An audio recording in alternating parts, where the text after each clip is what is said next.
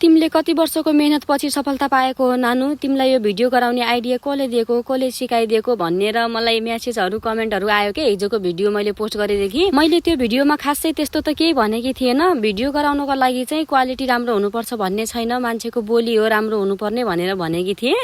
अनि त्यसमा चाहिँ अब कतिपयले सिरियस लिनु भएको रहेछ, कसले चाहिँ मजाक बनाइदिनु भयो के। मलाई त त्यही बोली सुन्दाखेरि कति हाँसो लाग्छ, कति मोटो आवाज हो, उमेर सानै भए पनि कति ठुलो आवाज के भनेर कमेन्ट आएको थियो के। कतिपयले चाहिँ भन्नु भएको थियो मलाई त कस्तो भिडियो गराउन मन लाग्छ तर आफ्नो भोइस सुन्यो भने आफै लाज लाग्छ भन्नुभएको थियो। हुन त सबैलाई यस्तै लाग्छ होला हैन, आफ्नो भोइस सुन्यो भने मनै पर्दैन, त्यो लाज मान्नै पर्दैन के। आफूलाई आफ्नो बोली मनै पर्दैन, अब कसलाई मात्र होला आफ्नो बोली मन पर्ने, समुदुर हो कि सुमुदर लाग्ने। तर मलाई चाहिँ मेरो बोली त मलाई पनि मन पर्दैन, मोटो नै छ। तर अब हजुरहरूले त यति धेरै मन पराइदिनु भएको छ नि, त्यही भएर आफूले भन्दा पनि आफन्तहरूले भन्दा पनि अरूले नै हो माया गरिदिने सपोर्ट गरिदिने भनेको। त्यही भएर आफ्नो कमी कमजोरीलाई त्यही म सक्दैन कि भन्ने चाहिँ सोच्नु हुँदैन रहेछ कि। आफूले गर्न सक्छु भनेर हिम्मत गर्यो भने सकिदो रहेछ। अनि हजुरहरूले सोध्नु भएको थियो नानी तिमीले कति वर्षको मेहनत पछि यो सफलता पायौ भनेर। मैले चाहिँ फेसबुकमा मिनी भ्लग गराएर हाल्न थालेको चाहिँ यस्तै 5-6 महिना भएको छ। यति छोटो समयमा हजुरहरूले यति अगाडि बढाइदिनु भएको छ मलाई, त्यही भएर भनिरहेको हुन्छु मैले। हजुरहरूलाई जति थ्याङ्क यू भने पनि पुग्दैन र यो माया साथ सपोर्ट चाहिँ सधैँभरि यस्तै गरिराख्नु होला। र मैले यो फेसबुकमा मात्र होइन मिनी भ्लग गराएर हाल्ने गरेको, युट्युब अनि फेसबुकमा चाहिँ सँगसँगै स्टार्ट गरेकी थिएँ। तर अब युट्युबमा चाहिँ सोचे जस्तो सजिलो छैन भ्युज ल्याउन, सब्सक्राइबर बढाउन।